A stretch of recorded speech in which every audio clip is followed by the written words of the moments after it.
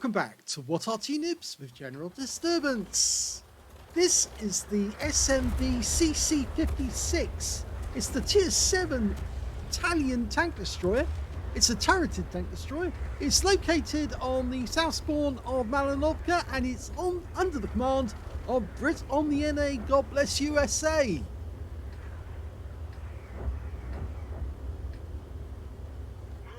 Okay, battle underway. It's a 105mm gun, capable of doing 320 alpha and penetrating 175mm with standard ammo. As you can see, Brit on the NA likes firing standard ammo. He doesn't like to fire premium. We do know lots of players use premium, and quite rightly so, because you need the pen if you've been trying to mark a vehicle. But Brit on the NA actually likes the fact that he can actually get good results with standard ammo by hitting weak spots. And yeah, I've got nothing wrong. I feel there's nothing wrong with doing that at all. Now this turret will only turn 30 degrees either side of the center line, so although it's a turret, it's not a full turret in terms it can't rotate the whole way around. A bit like the T110E4 cannot rotate all the way behind, because of course the engine kind of gets in the way, and it's the same thing on this one as well. Yeah, that engine is kind of stepped up at the rear, preventing the turret from turning fully round. Now, other than that, I don't have much information about this tank destroyer. I do know that it has 5 crew, or actually 4 crew, sorry. The commander actually acting as the radio operator as well, and you can see exactly where they are in the vehicle by the actual cupolas, because of course that always gives it away. The gunner is on the right hand side of the vehicle as we're looking right now, and the commander on the left hand side, and the loader at the back has got the machine gun. Now with that sort of pen, 175mm, in a tier 7 game, he shouldn't have any difficulty trying to get through the enemy tanks. With the premium rounds, if he was actually carrying them, he would have had 212mm of pen, and that means he can even get at some of the tougher heavy tanks on the enemy team. It's a tier 7 game with tier 6 tanks in it, so most of the enemy tanks he comes up against, he should be able to penetrate it. And this is the first of the replays that's come through, and it's come through so quickly that Salty Jedi record site hasn't updated their computer yet, so it doesn't actually give the name of the vehicle in the replay file. Okay, he's watching a couple of enemy tanks over the other side of the hill. There is one right up on top of the hill at the moment. It's being engaged by our heavies, and Brit on the NA's decided that he's going to wait until he can get shots on those guys. He's just having a look and see if there's anything he can hit. The armour on this tank is actually quite strong. 220mm at the front on the hull and 260mm on the front of the turret. So the enemy is going to have a bit of difficulty trying to penetrate these vehicles. In fact, it's the same throughout most of the Italian tank destroyers, the new ones. They're very front heavy on the armour, a bit like the Bosch on the French tech tree. So yes, if they come across an enemy tank, oh, he found that he couldn't get that one to match. It's 10 degrees of under pressure, and he managed to use that against the VK3601H. He's going to go for the side of the turret. It's going to be bad news for him. One more shot, and he's out the game. In fact, he didn't use all 3 shots in his autoloader. It's a 16.8 seconds to reload a clip, and he's just popped it. The amount intra-clip is 7 seconds. It's quite a long time actually. You've only got 3 shells in the clip, but the reload time for 3 shells is not bad. In fact, in many ways this has got similar reloads to the Swedish tanks, which have got 3 shots and then they've got a short reload, and then obviously a fairly short intra-clip on those ones. Oh! Well, there goes the Churchill gun carriage, and he did take 1 hit from the 45 TP, but it was into the tracks. No actual damage so far. The other thing he's going to have a problem here is that, yeah, that's what happened. He went up over that rise, and he gave his lower plate to the enemy, and that's not a good move. Now I can show you the armor profile for this vehicle because we do actually have that. Tanks GG was very quick to get all the details in that Wargaming supplied them, and so we can actually see what... Oh, missed out on the kill there. And we might get the kill on the 45 TP. We'll need 2 shots to do it though. Trying to get the cupola. He gets it, but we're taking hits from an AMX 1375 down in the field. Need to turn the vehicle a little. That's better. Yep, nice hit.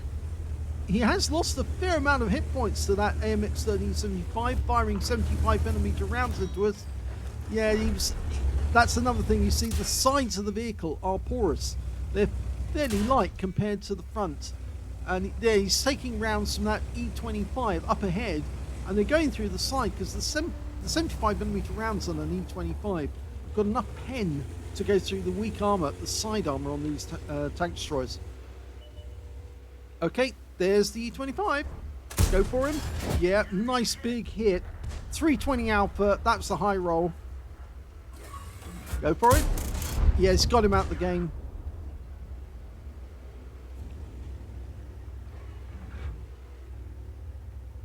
.42 rounds of ammo, which is more than enough to do the job. It's just that 7 seconds delay between shots that can really catch you out. He got 1 round into the AMX 1375, who has since been killed, by the way. But the unfortunate thing is you just have to wait so long for the intra-clip reload, and that really does cause problems because by the time you fire or are ready to fire the next round, they've already moved into cover. Okay, there's his opposite number. Can he get a shot? Yes, he can.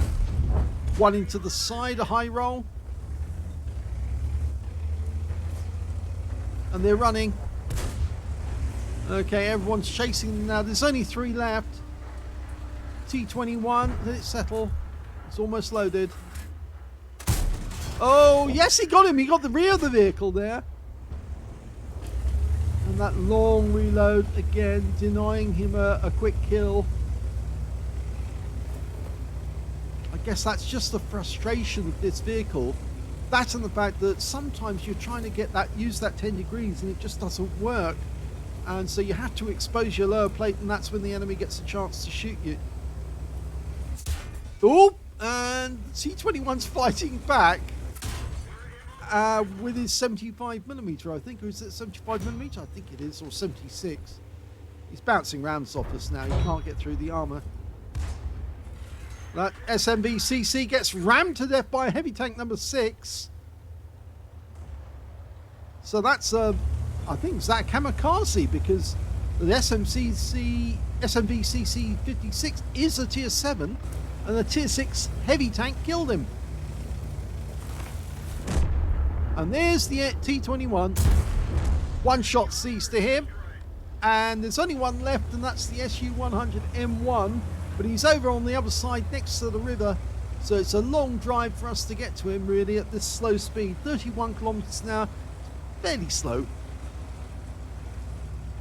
It's only got 650 horsepower, and the power to weight ratio is 13.68, so it's not going to break any speed records getting over there. But he might get some hit points if he gets there in time.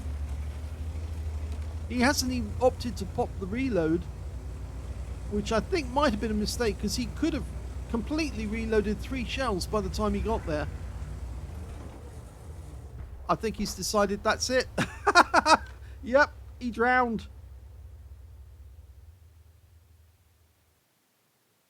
Here's the end of battle stats, and that was a second-class tanker, and not only a second-class tanker, but a first second-class tanker for Britain on the NA, God bless USA, in the SMV CC 56, the tier 7 Italian. He managed to get a 5 for effect for doing more damage than hit points for his own vehicle, a fighter badge for getting at least 4 kills. He did get 4 exactly. Master Gunner for getting 5 armor penetrating shots in a row, as well as a duelist for taking down 2 tanks who damaged him. A Hand of God for surviving the battle, having received damage from 4 different enemy tanks, as well as a High Caliber for dealing the most damage in the game, and a Steel Wall for blocking the most damage in the game. And his win rate from that one was 6,422, which is super unicum and quite a bit more. Let's have a look at team score. Well, the high damage on this one was 3,148 hit points. The next highest scorer in the game was the T29 in his own team with 2,096, but sadly he didn't survive the battle.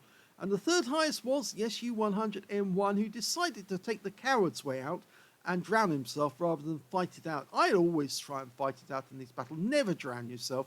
Always try and get a few more hit points out of the enemy, even if you just have to ram them to get the enemy to give up. But you can still fight on, and in fact, it's the more honourable way to do it. You just go after the enemy, and why not enjoy it?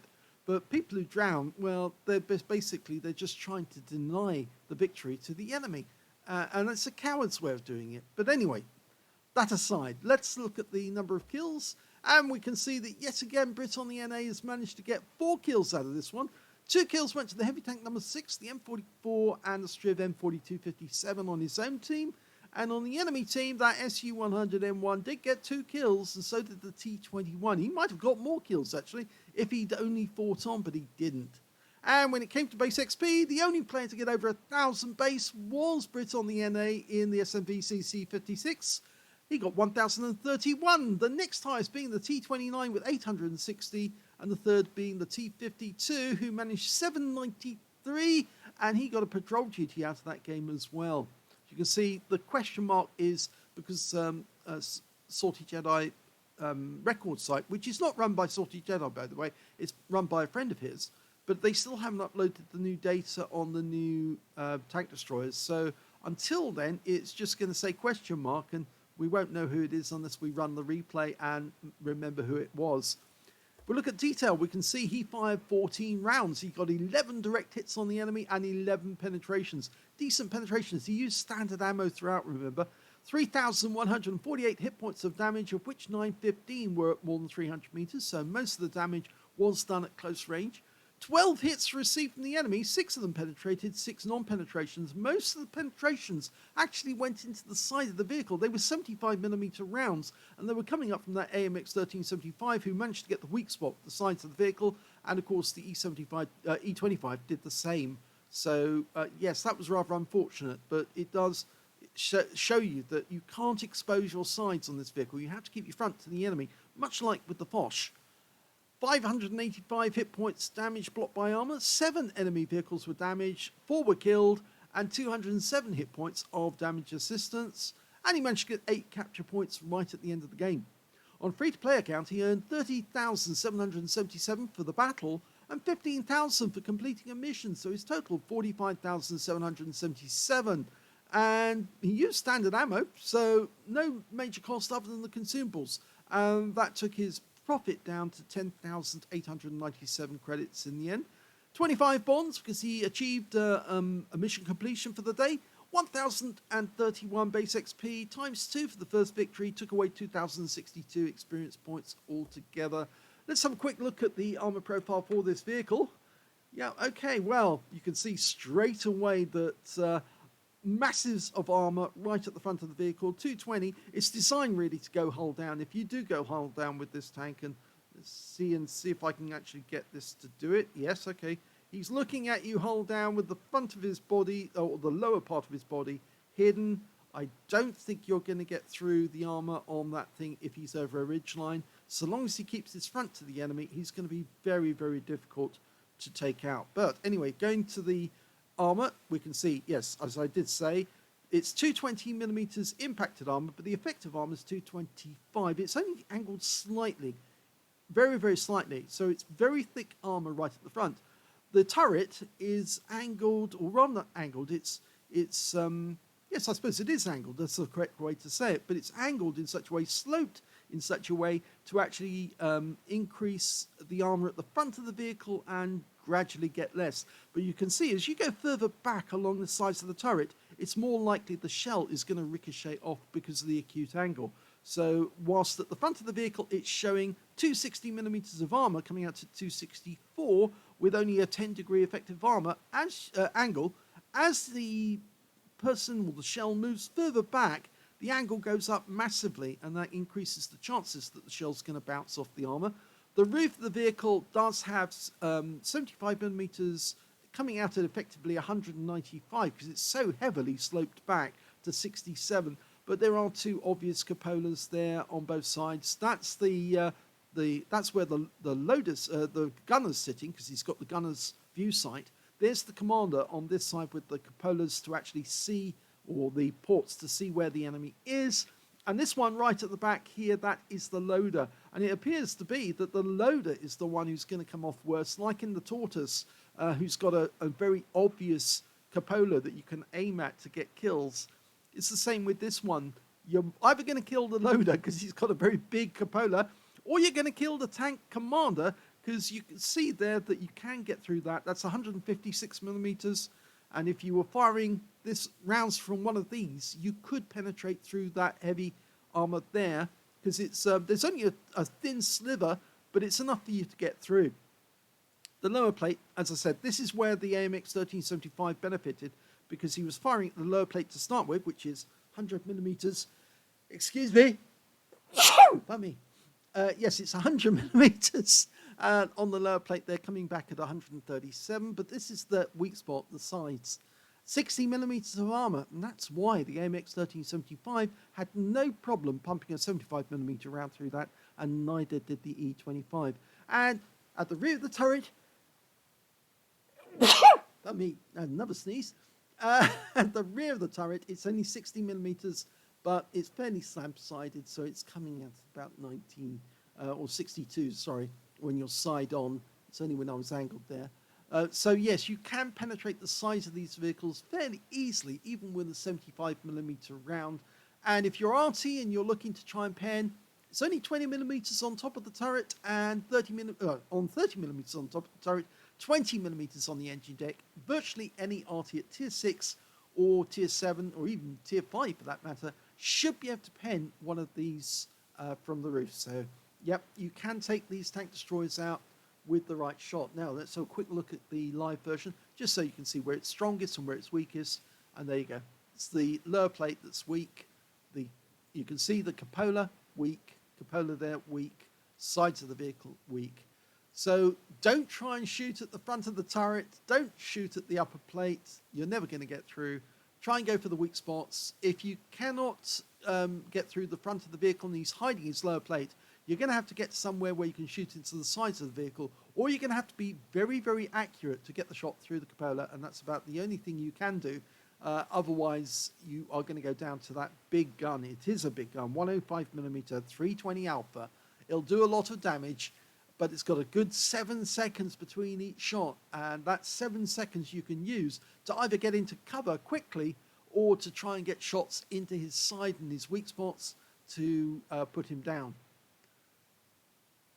Now, obviously, there's no module map for this one yet because Wargaming haven't shared it with anyone, but at least you can see that it is possible to take down one of these SMV CC 56s, because there was one of those in this game, and yes, he did get taken out of the game, so they are possible to take down. But if you play it like Brit on the NA God Bless USA plays it, then you might end up with a very good score, because they are very tough when you're facing the enemy and taking them on. It's a bit like a Foch, but in Italian clothes. So it's a bit like Prada, you know, or Gucci. Yeah, sort of like that. Anyway, I hope you enjoyed that replay. If you did, please give this video a like. Do subscribe to our channel. Leave a little comment down below because it feeds the algorithm. And thank you for watching.